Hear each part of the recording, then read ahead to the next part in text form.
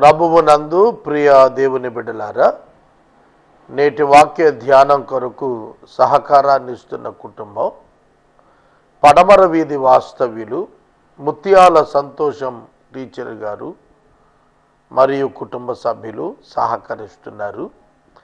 దేవుడు వీరి కుటుంబాన్ని దీవించి ఆశీర్వదించున్నట్లు ప్రార్థన చేద్దాం.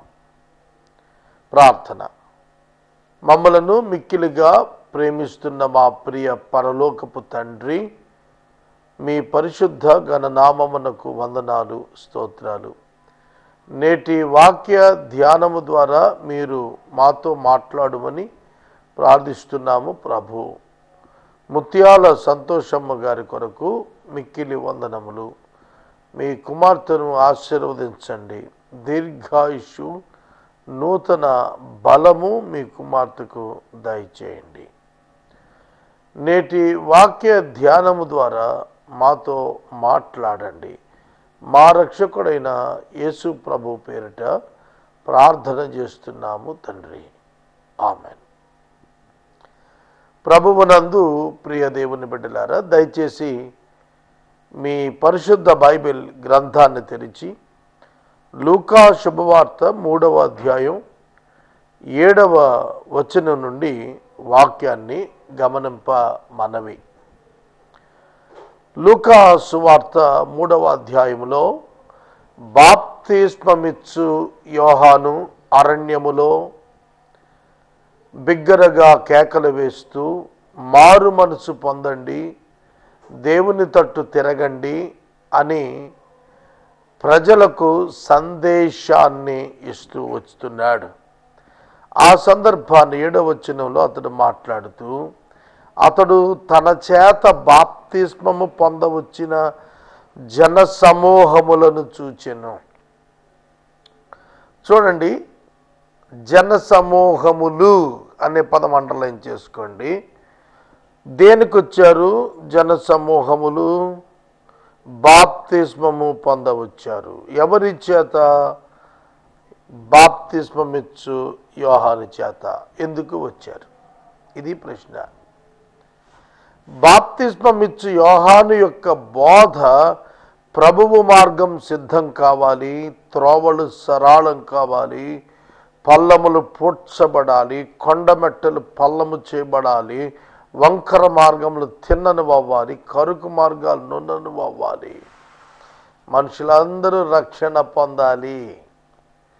ఈ బోధ విన్నారు. బాప్తిస్మమిచ్చు యోహాను ఆయన బోధలో పశ్చాత్తాపము యొక్క ఆవశ్యకత వర్ణిస్తూ వచ్చాడు. కనుక బాప్తిస్మమిచ్చు యోహాను చేత బాప్తిస్మం పొందటానికి బహుజన సమూహాలు ఆయన ఎదుగు రావటం ప్రారంభించారు. 430 సంవత్సరాల సుదీర్ఘమైనటువంటి విరామం తర్వాత దేవుడు బాప్తిస్మమిచ్చి యోహానును ప్రవక్తగా నిలవబెట్టినప్పుడు అతను మాట్లాడుతుండగా ఆ యొక్క వ్యక్తి యొక్క మాటకు ప్రజలు స్పందించి తమ హృదయములను చూచుకొని పశ్చాత్తాపపడి వారు అతని ద్వారా బాప్తిస్మము పొందటానికి వచ్చారు. అయితే ఇతడు వచ్చిన వారిని ఏ విధంగా మాట్లాడతాడు? ఏమంటున్నాడు? సర్ప సంతానమా, రాబోవు ఉగ్రతను తప్పించుకొనుటకు మీకు బుద్ధి చెప్పినవాడు ఎవడు? దేని నుండిట?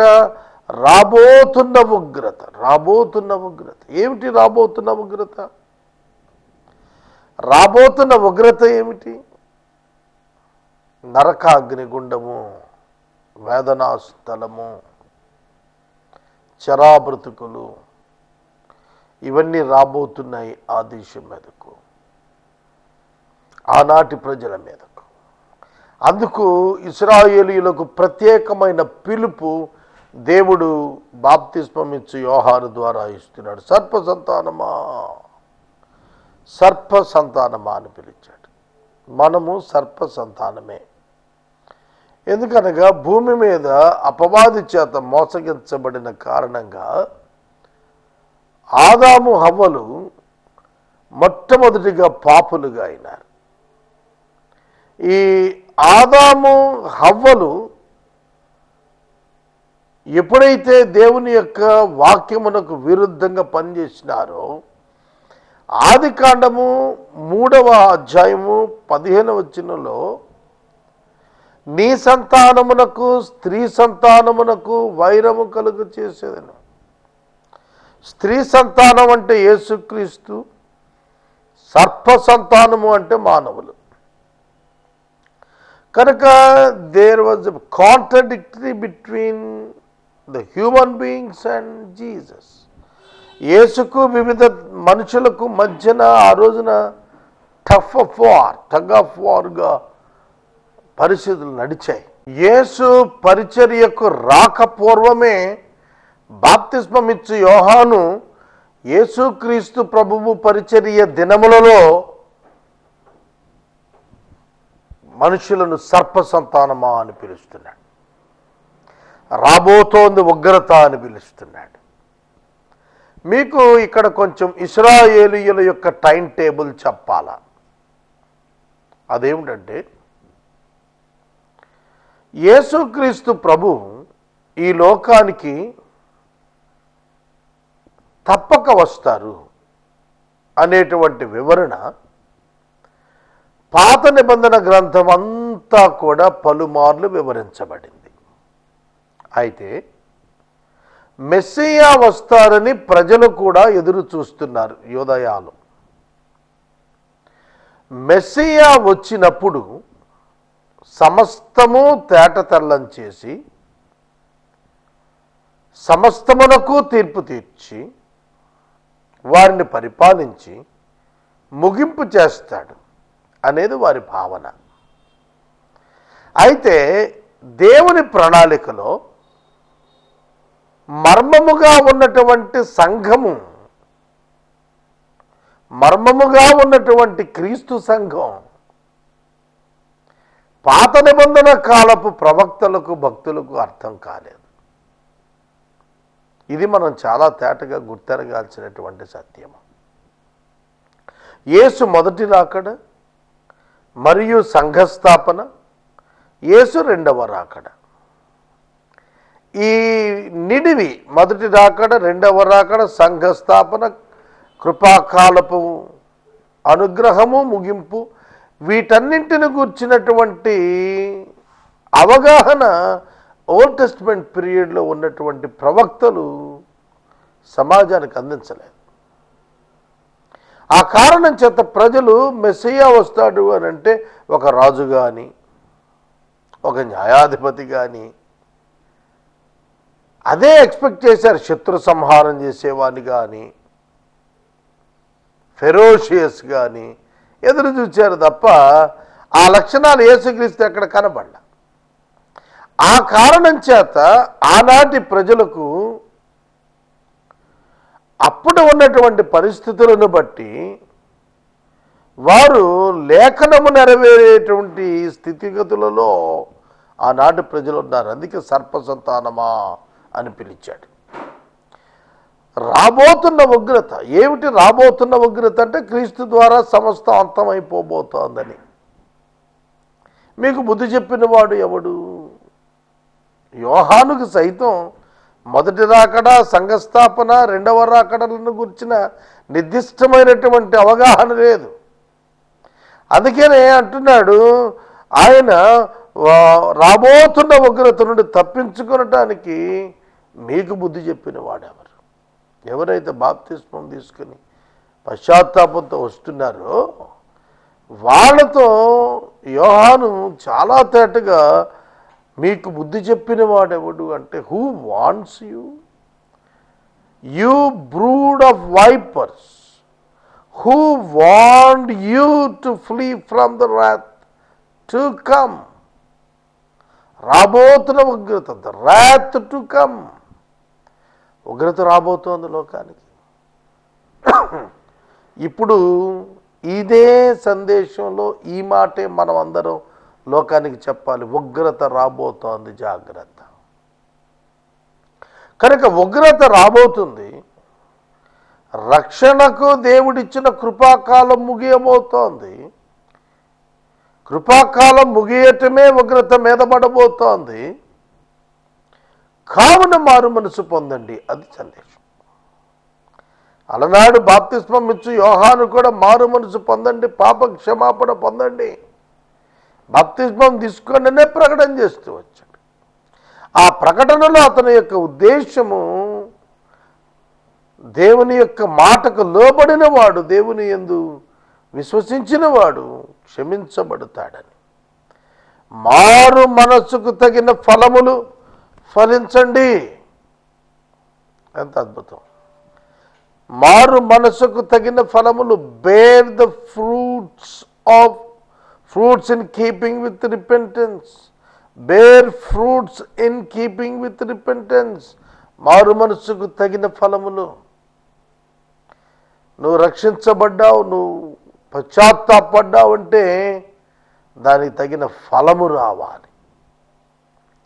ఒక చెట్టు ఎంత కాలము నిలిచినా కూడా ఫలము లేని చెట్టు నిష్ప్రయోజనం, నిర్జీవం.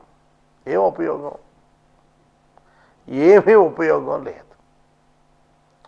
అదే అంటున్నాడు, మారు మనసుకు తగిన ఫలాలు ఫలించండి. You must be fruitful. పశ్చాత్తాపం పడుతున్నందువలన కలిగినటువంటి ఫలము, రక్షణ, ఆనందం అనుభవించండి. అబ్రహాము మాకు తండ్రి అని మీలో మీరు అనుకొన మొదలు పెట్టద్దు. మరి ఏమనుకోవాలి? అబ్రహాం వారికి తండ్రే కదా. వాస్తవంగా మాట్లాడితే అబ్రహాం వారికి తండ్రి. యూదులకు మూలపితరుడు ఎవరు? అబ్రహామే.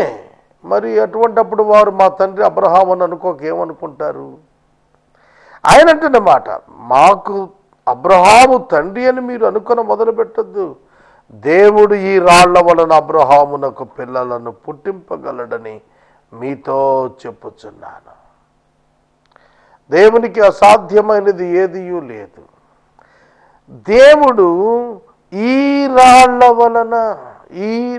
వలన అంటే నిర్జీవమైన రాతి నుండి కూడా జీవము కలిగినటువంటి దేవుని సంఘమును దేవుడు రప్పించగలిగినటువంటి సమర్థుడు. That is the power of God. దేవుని యొక్క శక్తి అంత అపారమైనటువంటిది. రాళ్ల వలన అబ్రహామునకు పిల్లలను పుట్టించటం ఏమిటి? ఎందుకు సృష్టించలేడు? దేవుడు మనిషిని మంటి నుండి నిర్మించాడు, మనం నమ్ముతున్నాము. రాతి నుండి నిర్మించలేడా? అబ్రహామునకు సంతానం నిర్మించగలడు. దేవుడట ఈ రాళ్ల వలన అబ్రహామునకు పిల్లలను పుట్టింపగలడు. God can give children to Abraham. దేవుడు అబ్రహామునకు పిల్లలను రాతి నుండి కూడా ఇవ్వగలుగుతాడన్నాడు. సోదరుడా, సోదరి, దీన్ని ఆధ్యాత్మికంగా మలుచుకుంటే క్రీస్తు నందున్నవారు అబ్రహామునకు పిల్లలే. విశ్వాసముంచిన వారందరూ అబ్రహాము సంబంధులే. విశ్వసించిన ప్రతి ఒక్కడూ కూడా అబ్రహాము యొక్క కుమారుడిగానే పిలువబడుతున్నాడు. ఇంకా ఒక మెట్టున దేవుని కుమారుడిగానే పిలువబడుతున్నాడు. లూకాసు వార్త 19వ అధ్యాయంలో జకయ వృత్తాంతం వ్రాయబడింది. ఎరికో పట్టణములో నివాసముంటున్న సుంకపు గుత్తదారుడు, పాపాత్ముడని పేరుగాంచిన జకయ గృహంలో యేసు చెప్పిన మాట, ఇతడును అబ్రహాము కుమారుడే. ఏమిటి? ఇతడును అబ్రహాము కుమారుడే అన్నప్పుడు అతడు యేసుక్రీస్తు ప్రభువును హృదయమున కలిగి ఉన్నందున, not because he Born and brought up from the family of Israelites, ఇశ్రాయేలీయుల కుటుంబాల్లో పుట్టి పెరిగినందున కాదు. అబ్రహాం కుటుంబం, అబ్రహాం సంతానం, విశ్వాస సంబంధుల అబ్రహాము యొక్క సంతానం. అవిశ్వాసముతో ఉన్నటువంటి శరీర సంబంధమైన స్వజనుల కంటే రక్షించబడినటువంటి వారే మహోన్నతమైన వారు. దేవుడు ఈ రాళ్ల వలన అబ్రహామునకు పిల్లలు పుట్టింపగలడు. God can do that. That is the faith. అది విశ్వాసం. God can complete it. దేవుడు పూర్తి చేస్తాడు. God can solve it, any problem. ఏ సమస్య ఉన్నా దేవుడు నివారింపగలుగుతాడు. రాతి నుండి పిల్లలను ఇవ్వగలిగిన వాడు ఒక సమస్యకు పరిష్కారం ఇవ్వడా, ఇచ్చి తీరుతాడు. కనుక పిల్లలను పుట్టించగలడు అని మీతో చెప్పుచున్నాను. జకయ్య అబ్రహాము కుమారుడిగా పిలువబడ్డాడు యేసు చేత. ఇతడును అబ్రహాము కుమారుడే. He is also the faithful servant and he is also the child of God, and he is also the heir to the heaven. పరలోకమునకు వారసుడు ఇతడే అని ప్రకటన చేస్తున్నాడండి. సోదరుడా, సోదరి, లూకా సువార్త 19వ అధ్యాయంలో జకయ్యను అబ్రహాము యొక్క కుమారుడిగా వర్ణించి తీరాడు. కారణం ఏమిటి? కారణం అబ్రహాము తనను పిలిచిన ప్రభువు మాట విని బయలుదేరాడు. విశ్వాసము. ఇక్కడ కూడాను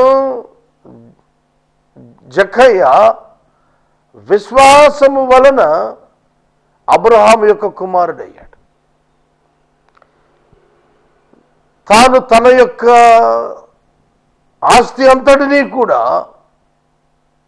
పేదలకు అక్రమంగా తీసుకుని వారికి వెనక్కి ఇచ్చేశాడు.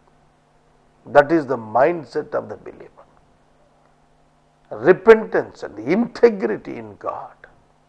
ఇవి ఆ జకయ్యను అబ్రహాము కుమారుడని పిలిపించుకోవటం ఉపయోగపడింది. సోదరుడా, సోదరి, ఇతడును అబ్రహాము యొక్క కుమారుడిని పిలువబడినటువంటి జకయ్య ఒక రాతి నుండి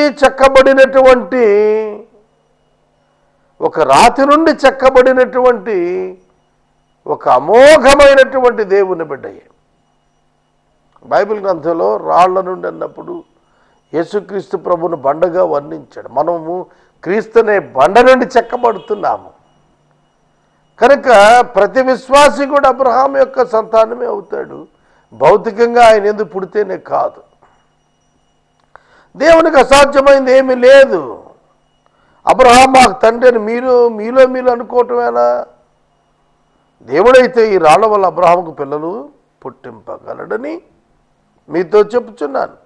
ఇప్పుడే గొడ్డలి చెట్ల వేరును ముంచబడింది కనుక మంచి ఫలము ఫలించని ప్రతి చెట్టును నరకబడి అగ్నిలో వేయబడినని చెప్పాను. మంచి ఫలములు, మంచి జీవితము, మంచి క్రియలు లేనివారు, విశ్వాసము లేనివారు గొడ్డలి చెట్ల వారున ఉంచబడి ఉన్నది గనుక ఫలించని ప్రతి చెట్టు నరకబడి అగ్నిలో వేయబడునని చెప్పాను. అగ్నిలో వేయబడును. మనుషులు ఈ సత్యాన్ని గుర్తెరగాలి. God will judge human beings. God can save human beings and also God can judge the human beings. కనుక దేవుడు మనుషులకు తీర్పు తీర్చగలిగినటువంటి గొప్ప దేవుడు కనుక ఆయన ఆ తీర్పులను అమలుపరచడానికి శక్తిమంతుడు. బాప్తిస్మమిచ్చు యోహాను చెబుతున్నటువంటి విషయము తీర్పును గుర్చినటువంటిది. పేతురు భక్తుడు అంటాడు, తీర్పు దేవుని ఇంటి వద్ద ఆరంభమైన ఎడల పాపులు ఎక్కడ నిలుస్తారన్నాడు. కాబట్టి ప్రతి ఒక్కడు తనను గురించి తాను తీర్పు తీర్చుకొనవలసిన వాడుకున్నాడు. పౌలంటాడు, నేను తీర్పు తీర్చుకుంటే ఇక తీర్పు తీర్చబడనంటాడు. మనలను మనం జడ్జి చేసుకున్నప్పుడు జరిగే సంఘటన ఏమిటంటే మనం పశ్చాత్తాపడతాం, ప్రభువుని క్షమాపణ కోరుతాం, ఇక తీర్పు ఉండదు. క్రీస్తు యేసు రక్తమునందు మన పాపము శుద్ధి అయినప్పుడు ఇక తీర్పు ఎక్కడ? కనుక గొడ్డలి చెట్టు వేరన ఉంచబడినది అన్నప్పుడు ప్రతి మానవుడు తెలుసుకోవాలి, ఏ క్షణానైనా సరే నీవు తీర్పుకు సిద్ధంగా ఉండాలి. నువ్వు ఫలించలేదనుకో నీవు నరకబడి అగ్నిలో పారవేయబడతావు.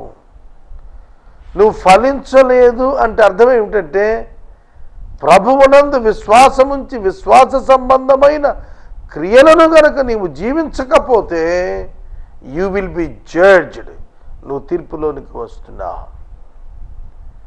ఎప్పుడైతే బాప్తిస్మం ఇచ్చి యోహాను జనసమూహాలను ఈ విధంగా హెచ్చరిక చేస్తున్నాడో, సర్ప సంతానమా రాబో ఉగ్రత నుండి తప్పించుకుంటాక నీకు బుద్ధి చెప్పిన వాడెవడు? అబ్రహాము తండ్రి అని అనుకుంటున్నావు, అనుకున్నద్దు. రాళ్ల వల్ల కూడా అబ్రహామునకు సంతానం ఇస్తాడు. గొడ్డలు చెట్టు వేరు నుంచబడింది, జాగ్రత్తగా ఉండు. మంచి ఫలం ఫలించకపోతే ప్రతి చెట్టు తీబడి అగ్నిలో వేయబడుతుంది.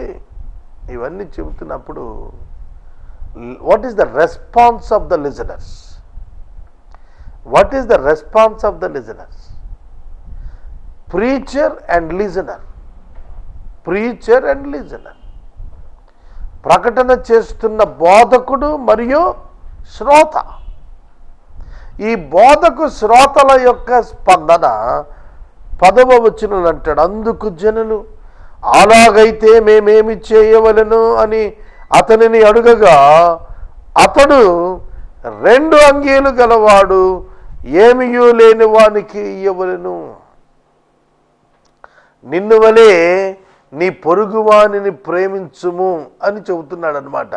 2 అంగీలున్నవాడు లేనివానికి 1 ఇవ్వాలి, ఆహారము గలవాడు లేనివానికి ఇవ్వాలి. చూడండి, ఇక్కడ జనులకు చెబుతున్నాడు, లవ్ యువర్ నైబర్. ఎవరైతే లేమిలో ఉన్నారో వారిని నీవు ఆదుకోమంటున్నాడు. ఇది ఇవాళ ఉంటుందా? క్రైస్తవుడు అంటే అర్థం తెలుసా మీకు? అసలు ఇతరులను ప్రేమించువాడు, తన వలే ఇతరులను ప్రేమించేవాడు నిజమైన క్రైస్తవుడు. నిజ క్రైస్తవుడు ఎదట వానికి ఆహారం లేకపోతే, ఎదట వానికి వస్త్రము లేకపోతే అతడు చూస్తూ ఊరుకోలేడు. ఆహారము కలిగిన ప్రతివాడు తన పొరుగువాని యొక్క ఆహారం కొరకు చూడాలి. సమాజంలో ఎంతోమంది ఆహారము లేనివారు, unable to work and earn, కష్టపడి పని చేయటానికి అవకాశం లేనివారు, చెయ్యలేనివారు, సంపాదన లేనటువంటి వారు, అలాంటి వారికి సహాయం చేయాలి. తర్వాత ఆహారము లేని వానికి ఆహారం ఇవ్వమన్నాడు. జనులు బోధ పొందుతున్నారు, రెస్పాండ్ అవుతున్నారు, ఒక నూతన జీవితం ప్రారంభిస్తున్నారు. ఆ కాలంలో సుంకరులు కూడా బాప్తిసం పొందడానికి వచ్చారు. మేమేం చేయాలి అన్నారు. సుంకరులు అంటే ట్యాక్స్ కలెక్టర్స్. రోమా ప్రభుత్వానికి స్వజనులైన యూదుల దగ్గర ట్యాక్స్ వసూలు చేసి కట్టేవాళ్ళు సుంకరులు. సుంకరులకు ఒక టైటిల్ ఉంది, ఏంటంటే పాపులని, అంటే ట్యాక్స్ కలెక్టర్స్. ఈ ట్యాక్స్ కలెక్టర్స్ని అసహించుకునేవాళ్ళు ఆనాటి యూదులు. ఎందుకంటే స్వజనుల దగ్గర కూడా డబ్బు వసూలు చేసి రోమన్స్కి చెల్లించేవాళ్ళు వీరు. కనుక ఇల్లీగాలిటీ వారి యొక్క నైజం, అక్రమం వారి యొక్క స్వభావంగా వారు సమాజంలో తమను తాము కనబరుచుకున్న దినాలవి. వాళ్ళు కూడా బాప్తిసం పొందడానికి వచ్చారంట. నేను చెబుతున్నాను, ప్రతి మానవుడు పశ్చాత్తాపడటానికే దేవుడు అవకాశం ఇస్తున్నాడు. మానవుడు కూడా పశ్చాత్తాపడటానికి తాను ఎలిజిబుల్ వాడు, అర్హుడు ఉన్నాడు, పడతాడు కూడాను ఒక సమయం వచ్చినప్పుడు. అయితే ఇక్కడ చూడండి, మానవుని యొక్క ఆ పశ్చాత్తాపము కొరకైనటువంటి విషయాన సుంకరులు కూడా రావటం, సుంకరులు కూడాను పశ్చాత్తాపం కొరకు రావటం ఉందే, అది విశేషం. కనుక వాళ్ళు పశ్చాత్తాపడుతున్నారు అంటే వారు సమీపానికి వచ్చినట్లే. అతడు అంటున్నాడు, మీకు నిర్ణయించబడిన దానికంటే ఎక్కువ తీసుకోవద్దు అని వారితో చెప్పాను. నిర్ణయించిందంటే ట్యాక్స్ ఎంత అయితే అంతే తీసుకోండి, అదనంగా తీసుకోవద్దు, లంచాలు తీసుకోవద్దు అని చెప్పాడు. సైనికులు వచ్చారు, మేమేం చేయాలి అని అడిగారు. అందుకు అతడు, ఎవరిని బాధ పెట్టద్దు. సైనికులతో అంటున్నాడు, మీరు ఎవరిని బాధ పెట్టద్దు. అంటే వాళ్ళ మీద ఉన్న అభిప్రాయం ఏమిటంటే ప్రజలను బాధ పెట్టేటువంటి వాళ్ళు ఉన్నారు ఆనాటి సైనికులు. ఇప్పుడు మనకు ఈ డిపార్ట్మెంట్, పోలీస్ డిపార్ట్మెంట్లో హయ్యర్ అఫీషియల్స్ చెబుతారు, స్టేషన్కి వచ్చిన వారిని కూర్చోబెట్టండి, మర్యాదగా మాట్లాడండి, వారికి పోలీసుల మీద నమ్మకాన్ని కలిగించేటట్లుగా ప్రవర్తించండి. ఇవన్నీ ఎందుకు చెబుతారు? ఆ ప్రొఫెషన్లో మెల్లగా మాట్లాడి బాబు నాయన అంటే దొంగలు చెబుతారా? కాబట్టి వాళ్ళతో ఇంటరాక్ట్ అయ్యి పోలీసు కూడాను ప్రతి దానిలో డౌట్గా చూడటం, ప్రతి దాన్ని వాళ్ళు సీరియస్గా వారి యొక్క వ్యవహార తీరుండటం, తద్వారా కామన్ పబ్లిక్ కొంత ఇన్కన్వీనియన్స్ ఫీల్ అవటం, ఇవన్నీ కూడా వారి యొక్క దృష్టిలో ఉన్నాయి. ఆ కారణం చేతనే స్టేషన్స్కి వచ్చిన వారిని కూర్చోబెట్టండి, మాట్లాడండి, పోలీసులు అంటే మీకు మిత్రులు, ఇట్లా కౌన్సిలింగ్ ఇస్తూ ఉంటారు. ఎందుకు ఇది సంభవించిందంటే ప్రజల అభిప్రాయం మారిపోయింది వారి పట్ల. అలాగే సైనికుల విషయంలో కూడాను యోహాను చెబుతున్నాడు, మీరు ఎవరిని బాధ పెట్టద్దు, మీ మీద నింద ఉంది, మీరు బాధ పెడతారని. కనుక మీరు ఎవరిని బాధ పెట్టక, ఎవరి మీద అపనింద వేయొద్దు, ఎవరిని మీద అపనింద వేయొద్దు, మీ జీతాలతో తృప్తి పడండి. అంటే డోంట్ టేక్ బ్రైబ్స్. ఎప్పుడైతే ప్రభుత్వ యంత్రాంగంలో ఉన్నవారు, సుంకరులే కానివ్వండి, సైనికులే కానివ్వండి, వీరే కదా గవర్నమెంట్లో ఎంప్లాయ్మెంట్లో ఉన్నది, అడ్మినిస్ట్రేషన్లో, వీళ్ళు కనుక లంచములు తీసుకోకుండా ఉంటే సమాజంలో ఎంతో క్షేమం కలుగుతుంది. అందుకని చెబుతున్నాడు, మీరు తృప్తి పడండి మీ జీతాలతో, మీరెవరి మీద నింద వేయకండి, మీరెవరి దగ్గర డబ్బు అధికంగా తీసుకోకండి, డు నాట్ టేక్ బ్రైబ్స్. కనుక ఖండిస్తున్నాడు యోహాను పాపాన్ని. మనం ఇక్కడ వాక్యాన్ని నిలుపుదల చేద్దాం. 15వ వచనం నుండి రేపటి దినం ధ్యానిద్దాము. ఎపిసోడ్ సహకారం ఇచ్చిన కుటుంబము ఏలూరు పడమర వీధి వాస్తవ్యురాలు తల్లిగారు ముత్యాల సంతోషం టీచర్ గారు సహకారం ఇచ్చారు. ప్రభువు వీరిని వీరి కుటుంబాన్ని దీవించునుగాక. ప్రార్థించుకుందాం.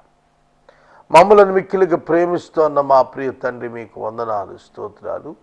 నేటి వాక్య ధ్యానం ద్వారా మాతో మాట్లాడినందుకు కృతజ్ఞతలు. మా రక్షకుడైన యేసు దివ్య నామమున ప్రార్థించి స్తుతించి అడిగి వేడుకొనిచున్నాము తండ్రి, ఆమేన్. తండ్రి అయిన దేవుని ప్రేమ, కుమారుని యేసయ్య కృప, పరిశుద్ధాత్మని యొక్క అన్యోన్య సహవాసం సదా మనకు తోడై ఉండును గాక. ఆమేన్.